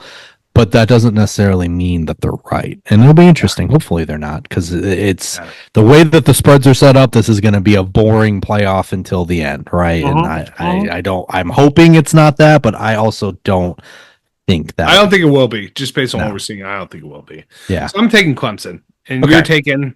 I'm gonna take Texas, but barely. Like I think this is gonna be like a terrible watch. It's going to be ugly. Yeah, Well, I think it's gonna be actually, I don't even think terrible it's going to be a watch. terrible. I don't think it's going to be terrible. I think it's actually going to go pretty similar to the ACC championship. I think Clemson's going Okay. to jump out to an early lead, and then I Okay. think I think Texas is going to get back into it. Okay. But I just think that like unlike the ACC championship, where like Clemson barely comes ahead at the end, Yeah. I think it's going to be more like Georgia, where like they just keep like they get close, like they get within a score. Like I really can see Clemson jumping out to like a 17-0 lead, Oh and then wow. like Texas gets close, and then like they're within a field goal, and then Clemson scores his touchdown, and Okay. then it's a 10-point game, and then that's kind of what I see happening. Okay. I'm gonna say slugfest. I think this is gonna be uh a Texas defense. I think is still pretty good, and I think they're Yes, going to shut down Clemson's offense. And then while I don't think Clemson's defense is good, I think Texas's offense is broken. So I yeah. think that I'm more on the lines of like a 20-17. Like I really think this is going to be like a gross NFL game. I hope I'm Oh, wrong. I'd rather this be 45-42, whatever. But like, I think it's on the other end of the I spectrum. But I think we're gonna see something like 34-28. okay, Is what we're gonna see. And it's not gonna be it's gonna be like 34-21. And yeah, then Texas is gonna score, kick out onside, Clemson's gonna right, get it. So yeah, yeah. okay. All right, on to the 8-9. It is the Volunteers, Tennessee, facing off against the Buckeyes in Columbus. The temperature is going to be in the 20s, but there will not be any precipitation as of now. Blow up the field, kill both these teams. Yeah, I mean, EJ, this is, what are we gonna get here? Like, are we gonna get which Ryan Day is gonna show up? You know? I already know what Ryan Day is going to show up. You know which Ryan Day is gonna show up? Yeah. Yep, Tell me. it's going to be the Ryan Day that we've seen for 4 years now. But and this might be my northern bias. It really might be. I I am afraid that Tennessee's offense, and that's why again I wanted to kind of take a little bit closer look at some of these stats. Okay, and I wish I would have watched the Vols a little bit more to like, but I feel like I have a good idea of just kind of the offense in general based on kind of what I've seen in the past with Heupel. Um, I'm afraid the cold is actually going to affect them. I Yeah, really we're am, and we're it'll we're be actually interesting. going This in the is same going to, direction. yeah, this is going to be the. Do I think if this was at a neutral site, would I take Tennessee? I really think I would. I'm afraid that this is going to be a cold game where throwing it out to the sidelines, right? That kind of game, I think it's going to affect them. And um, they don't have like a power running offense, right? Like, so it's more of like a spread you out, kind of more finesse running. And I just don't know that that's going to work on grass in 20 degrees. And they just, truthfully, this isn't like the NFL. Like, these players haven't played in this, they Yeah. haven't. Yeah. And I think that's going to be the difference. But I will say, I do think on defense, I think that defensive line has the ability to like eat up offense, like Ohio State. Tennessee's Yeah, defensive line. Yeah. Tennessee's defensive line, I think, is going to make Ohio State's offensive game a nightmare. I really do. Well, So especially without right, without without their those center. players, Yeah. yeah, Well, yeah. Ohio State center, from Alabama, I think he won the Remington. Without Mhm. having him, um, And I think there's another starter that hasn't played the last couple games either that I don't yeah, think is available. So that just hurts them. Yeah, I don't think Ohio State's good. I just don't. Will Howard is still too injury prone. Ryan Day decides to not use Jeremiah Smith. And those running backs, while good, they're both fantastic. That run game as a whole isn't as good as it should should be, be a right? With lot those better. two. Should be a Way lot better. better. Yeah. No, So I that's kind of where I land in this game is like, I think Tennessee's offense just hasn't looked as good as it should at times, no, right? Like no, Nico not has even had close. flashes, right? Yeah, I mean, Nico has looked like he looked like a world beater in September, and then in Yeah, October turned around and it's like, what the hell's happened here? yeah. So People got tape. yeah, So that this is going to be my Alabama didn't get that tape. first. Well, they might have gotten the tape, but they didn't bother watching. They're busy practicing their jumpers when Yeah. run blocking. No, I mean, Yeah. Sorry, good. No, I was just gonna say this is the first game, and I know it's something I was super excited about, and I still am, and I really wish there was any snow because I don't think there's any snow in any of these 4 games, which sucks. I was really hoping for snow, but there's gonna Yeah, be cold, frigid weather. yeah, Um, this especially is, in I think, Indiana. yeah, I think this is gonna be the first game where you're going to see that make a difference, and then it's like maybe Ryan Day shows how tough he is this game, right? You know, he loves to run it up the middle, and maybe this is the team he can do it against. But I think like if your bread and butter is screens to the outside and with players that aren't used to playing in the cold, they're not even practicing outside. Grass is a big Tennessee, thing. right? Cold grass is Yeah, that's a horse of a different color. Yeah. and they're playing or they're practicing inside. They're not even bothering going outside in Tennessee right now. So it sounds so silly, but these aren't professionals. These are kids, and I think that's going to end up making the difference. But I'll tell you this: I don't think Ohio State like pulls away. I'd be surprised. Well, I mean, there's a reason why Orchard Park and the Lambeau Field are such a home field advantage. Like, All right. really, I mean, unless you're if you're in college, great majority of the best players from a skills position come from the South, right? Yeah, and they Um, stay there. yeah, and they stay there. And when you do have to go to Lambeau or go to Orchard Park, like it is a challenge. If you're not, I mean, even still, even if you're a good skills player from the North and playing in the South, like how often are you playing in these types of conditions? Like, and it's Never, literally never. yeah, I mean, it is. I remember to this, like, I will remember when I'm on my deathbed. I will remember 2 games and 1 practice in high school that was so freaking cold, like so cold, and like just the way the ground is, like the way the grass is, it's like just the work. It's like literally being tackled into hell, like because it's so damn cold. So I Yeah. do think that that's an important thing to consider here. Mhm. But man, I mean, like I said, like it depends on what Ryan Day shows up. Like I honestly think that man's brain might actually be broken. Like I don't know how much I'm imagining he's a guy who reads press clippings a lot. So I think Oh, he probably reads what's you being said think? about. Yeah, Hashtag Lou Holtz. yeah. I'm thinking he reads what's said about him, and it might Yeah. have broken his brain at this point.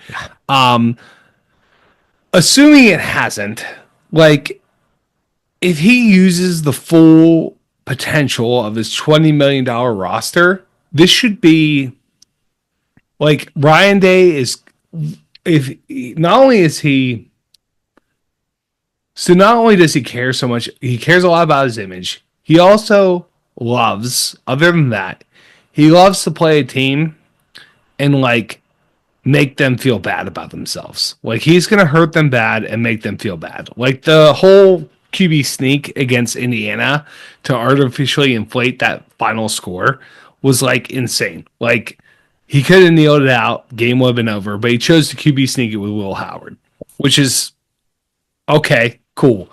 But he goes for that type of stuff. So I think he's going to use this as an opportunity to flex, to try to keep his job, and he's going to make them feel bad and that they should feel bad. I think he's gonna. I just don't think this goes back to what we talked about with Sark too. Sark isn't used to being in these positions. Heupel is certainly not used to being in this position. Ryan Day is, and I think Ryan Day is gonna. They're gonna feel bad, and they're going to feel really bad. So I think it's the Buckeyes in an absolute rout. Like Uh, I think this is going to be the most boring snooze fest in the world to watch. I think it's going to be like 42-7. Like they're just oh going to wow. smack the shit out of them. And this has nothing to do with the shirt you're wearing on your chest. No, that's totally inconsequential. What I didn't even realize I was wearing this particular shirt right now. So I they don't are think bad, and he's gonna make him feel bad. I don't think it's going to be that bad. I think this is going to be. I mean, to stay on what? That's somewhere on April. point, I guess. No, stay on point. Yeah, on Hypo. Oh, With what I said before, I have a feeling this is going to be a slog fest. I think Tennessee's front seven is going to get to Ohio State enough to make them scuttle. I think Will Howard's going to inevitably throw 1 to 2 interceptions. But I just don't know that Tennessee's style of offense is going to translate, given that even if they wanted to try and practice in that weather on grass, I don't know that they even can, but they're not. They're choosing not to. So I think this is maybe a ugly game that maybe Ohio State pulls away at the end is where I'm kind of feeling. slaughter. But I think if this was a neutral site, warm place, I think I would be taking Tennessee. I really think this is where No. the weather's going. I think this is gonna be a situation of not being there, and it's gonna show. I think again, Okay. assuming that Ryan Day's brain isn't broken, that I caveat all of this. If Tennessee shows up and kicks their ass, it just, I mean, we'll see. But like, I think it's probably going to be that Ryan Day's brain is completely and totally broken. Like, but I mean, he should use his You have to $20 million remember, though, roster.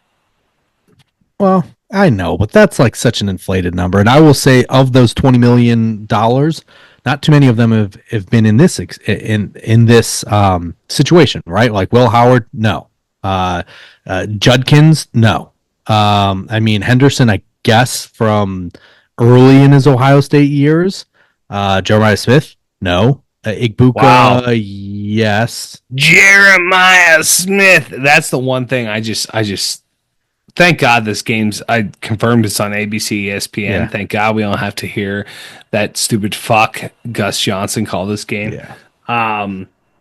EJ, I just didn't realize. I mean, I thought that you were a Spartans fan. I didn't realize you were such a staunch, defender of Ohio State. So, okay. So, No, I am the one that's saying that they're going to win because it's in Columbus in 30-degree weather. uh, Let's just say when they get that rematch, for the third time. Oh wait, sorry, the second time against Oregon. Yeah, they're not going to have a good time. no, I agree with that. All right. So, we're both taking the Ponies. Buckeyes here, but we see the outcome being a little different. Correct. And then we are on to Pony Express in Happy kidding. Valley. 25 degrees. Again, I think this one has the highest chance of snow, but it's still really low as of Tuesday. I'm hoping that changes for any of these games. Well, obviously, Austin, that's not going to happen. But for the other 3 games, well, I feel like I've started a lot of these. You start on this one. Yeah, I think a very similar vibe here to the Clemson Texas game, where but to a lesser extent, right? Where we talk about teams that are ready to be there, and again, as I mentioned, I think that SMU being in the ACC championship, and having that big game feel, I think that's going to help them a little bit. But still, it's like you are kind of running with the big dogs now, and I think that like they're SMU also showed they can score very quickly. Like they have a very explosive offense. But I honestly, in watching the Penn State Oregon game, I was kind of impressed with, maybe impressed is too strong of a word, but I do think that they moved the ball pretty well against Oregon. I think that they do have the capabilities of the scoring. I just think that like SMU honestly has not played in an environment like Happy Valley. And like that is such a hostile place to play. And I think it's going to be like, if you couldn't handle Clemson and Charlotte, you're going to have a real time against a different cat in their home den. So for that reason, I think this is where home field of all the games that are being played, I think home field advantage matters here the absolute most. I think this is, I'll say it. I think that Happy Valley is better home state advantage than the shoe by a little bit.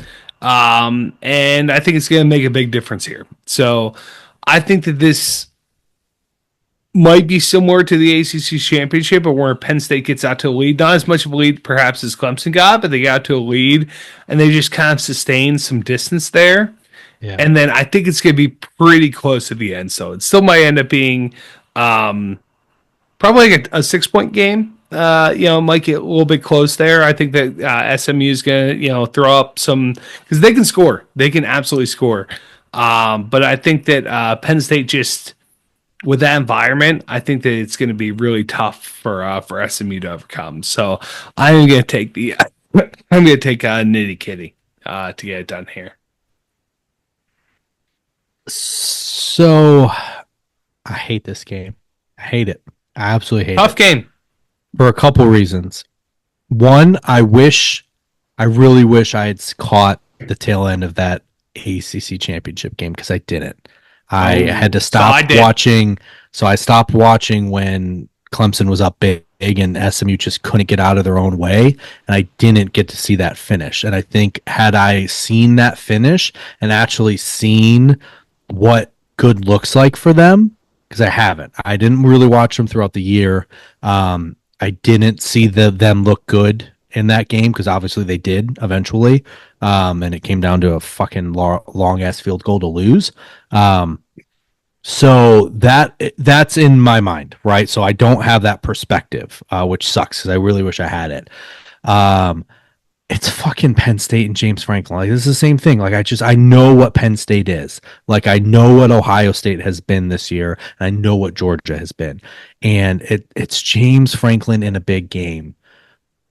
But I just, like, on the surface of just seeing a Texas team try to go and play in the cold, a team that looked overwhelmed until they weren't against an opponent that has the caliber that Penn State does on both sides of the ball. And like you said, Happy Valley, even though it is a noon game, I think they're going to white it out because they didn't get to white out any of the games this year. So I think that's what they're trying to do, which is, kind of brings that atmosphere. Not that a playoff game wasn't going to already bring that atmosphere anyway. I think it's Penn State, but I don't want it to be.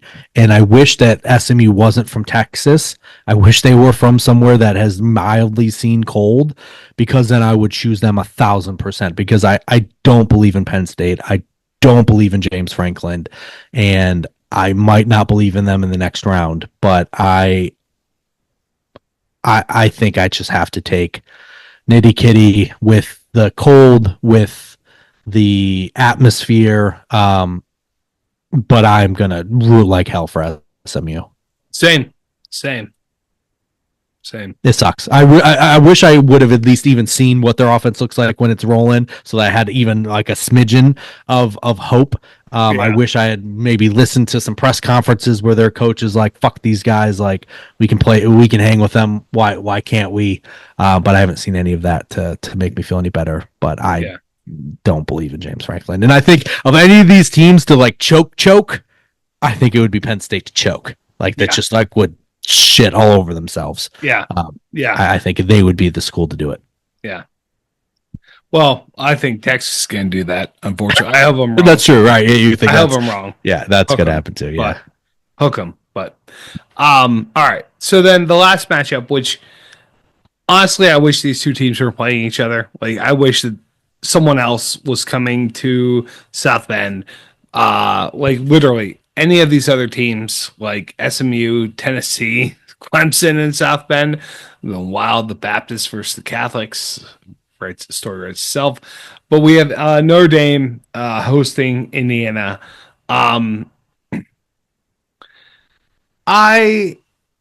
It's weird to say, but I feel like Kurt Signetti has this like arrogance about him, where he's like thinks that Indiana is better than they actually are.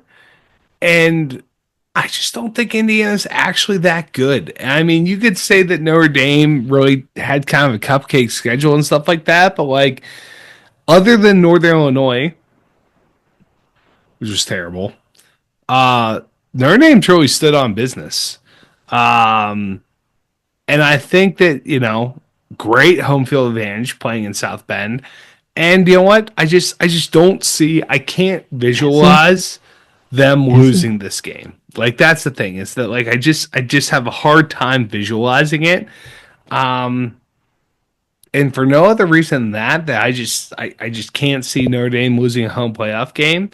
Honestly, neutral site, I'd maybe consider Indiana, but this is just home field advantage makes me feel like that the Irish get this done. Marshall, Northern Illinois. What do those two teams have in common? They have beaten Notre Dame outright at Notre Dame Stadium. I have never been more confident that the Hoosiers are going to win this game. Really? What do we have? First off, Notre Dame played a cupcake schedule. They basically are service academy. Like, as much as I thought Riley Leonard had so much potential at Duke throwing the ball, he's obviously dual threat. He is definitely more of the run the ball kind of quarterback at Notre Dame. Like, they have not passed the ball well at all. They have no outside weapons. They don't have their Michael Mayer or whoever the tight end was before him at Notre Dame. Like, Signetti, after losing to Ohio State, put up 66 against Purdue, and I get it, it's Purdue. I do, but what does that have in common? What do Indiana and Notre Dame have in common? Which I think is going to be, they are both in Indiana, and I think this is going to be a huge deal because you have a bunch of reject kids that weren't good enough to get into Notre Dame. This is very similar to like a D'Antonio with Ohio State, where I think this is going to be that statement that Curt Signetti is looking for, where he's going to be able to say to every recruit, if you want to get a fucking degree, go ahead, go to Notre Dame. You want to win a football game, you're coming to Indiana and you're coming to Bloomington. So I think he is going to be so pissed off about losing and people calling them frauds because because you heard that conversation, right? All of it. Why is Indiana in this? Their strength of schedule is bullshit.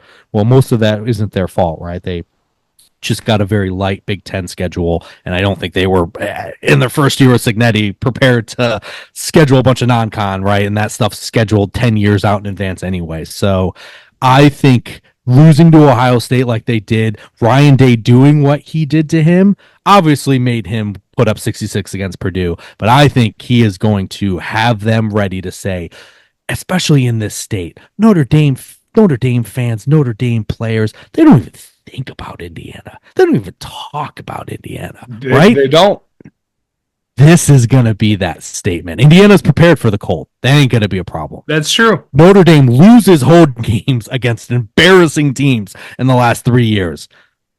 I don't think it's as much of a home advantage as you think it is. I think there's I think Indiana is. I think Signetti is an asshole. I think he is going to have his team feel so slighted to even be in the playoff. But then it's the daddy. It's the big brother in Indiana.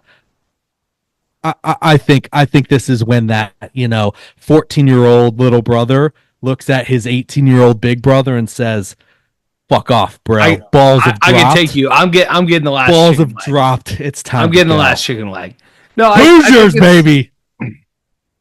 To be fair, the home field advantage with first off, incredible analysis. Secondly, the home field advantage I speak of here is not unlike Penn State and Ohio State, which is atmospherically related. This is a home field advantage related to mystique. The intangibles, things can't really touch or feel. The spirit of Newt Rockne and the Four Horsemen. It's just, there's something about playing at Notre Dame that just is. Are these kids gonna be ready for that? And that is Curt Signetti gonna be ready for that? See, that is exactly what is feeding into You know, all of these kids were Notre Dame rejects, right? None of them were good enough, smart enough to go to Notre Dame. And I think if this wasn't an in-state team, you can't even call them a rival. And you know that pisses them the fuck off. Yeah. I think there's so much little brother energy, and it's Signetti bringing that energy that I think that is where I am so and truthfully, I don't think Notre Dame's overly great. I think they're a good team. I don't think they're great. And I think Indiana is going to have a chip that Notre Dame isn't going to have. And I think that chip and it being in state, if this wasn't Notre Dame and it was Indiana traveling to, I don't know, Arizona State, I don't think it would have that same chip. Now, that's a bad example because they might be more evenly matched, but I think if they traveled to like Georgia, I don't think it would have that. I don't think you would have that point. You'd have the we want to show we belong, and I think there's a lot of that. But it's not even only that we need to show we belong, but I think he's going to be able to look at each of them and say, did Notre Dame even recruit you guys? Right? And I think that is going to really be a big deal. And I think he has so much on the line recruiting wise as well that's where I put it. And I don't think Notre Dame, this is not a very good Notre Dame team. I think I gotta trust you here because you have the pulse of the Midwest. And you also have experienced some little brothering from Michigan for sure. So I gotta trust you on this one. I mean, this is the one that I am least confident in my pick. Sure. I'm just going with the mystique of the Irish, which you're not wrong. Mind you, like if you look up, like clearly Notre Dame has better athletes than Indiana, right? Like, but I've seen that play out. I just think that after that NIU loss, we've just kind of ridden off Notre Dame, and like if you actually look at the games that they've played and the results that they've had, they've kind of like they've beaten Purdue, beaten Miami of Ohio, okay. Beaten Louisville. We see where they ended up. They've beaten Stanford. Okay. At home against Georgia Tech. I think this was without Haynes King. I think this was in the midst of Haynes King's injuries. Okay. Service Academy. Florida State. Hey. Okay. Navy. Sweet. They killed Navy. It's a service academy. I still stand by them. Like while they both have had fantastic years, and let's not be the podcast that disrespects service academies. Let's not do that. Okay, I have a father-in-law that has proudly served. I know it is from a football standpoint. Let's not get canceled. Okay, then it's Florida State. Okay, let's get canceled by someone else. Let's just not get canceled by the military. Like it's UVA, it's the other service academy, and then it's USC, who has been super great, so great that their quarterback transferred, and Zachariah Branch wants nothing to do with Los Angeles. So you said you've really loved what they've done since the second game of the year, losing to NIU. They've killed them. I don't agree. So I'm not saying you're wrong. Like Notre Dame is a 7.5 point favorite, and I just think Signetti is a different animal, and I think the intrastate aspect of this is something probably people aren't considering, but I guarantee you, Coach and Signetti are thinking about this. There's just something about Signetti where he feels too confident. Like he feels like it feels but like has he been wrong? That's the problem. Yeah. He has felt super confident, and the dude's done nothing but win where he's been. They got embarrassed at Columbus. Don't get me wrong, but it was at Columbus. Yeah. Well, this is at South Bend. Yeah, but that's not. See, that's where we differ. I don't remember NIU beating Ohio State in the last 90 years. I don't remember Marshall beating NIU or winning in Columbus in the last 90 years. All right. So to sum up, I am taking Clemson, Ohio State, Penn State, and Notre Dame. You are taking Texas, Ohio State, Penn State, and Indiana. I like this, that we have some differentiation here. We both feel like we have a good handle on the Big Ten, at least the top tier teams in the Big Ten. So here we are. So we'll see what happens. Here we are, and I'm just it's so nice that there's only the Army Navy game in between. I hate that there's usually, excuse me, with some of these bowl games, it's not until January, right? So it's like traditionally you're getting 3-4 weeks to prepare. Yeah, these teams got two weeks since they've known who their opponent is to prepare. Obviously, some of the teams that didn't play in championship week even have more time to get healthy and just work on themselves, right? Versus, scheming and game planning for an opponent. So I absolutely love it. I love that we have a Friday night with 3 then Saturday games is how they decided to do the slate. It's interesting because the NFL is now in the business of bleeding into Saturday games, which might be tough for you. You're going to have to split some time here with Pittsburgh being on Saturday as well. But it's going to be a wonderful weekend of football, which then just buttons to the holiday season, to your family, to your baking. You've already started your baking. I can't wait to get started on my baking. What a great time of year. And what a great time. I think this playoff in general is just going to be additive to what's already an awesome time. Hell yeah, dude. Hell yeah. I am so happy that we have this to look forward to.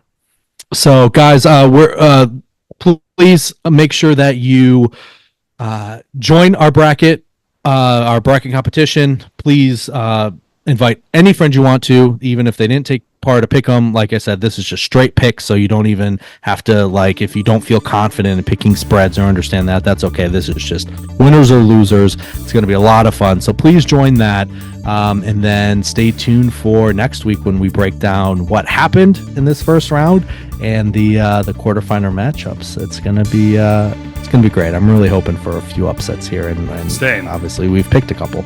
Same. So for Mike, I'm EJ. Always remember, too much of anything is bad, but too much good whiskey is barely enough. Cheers, boys.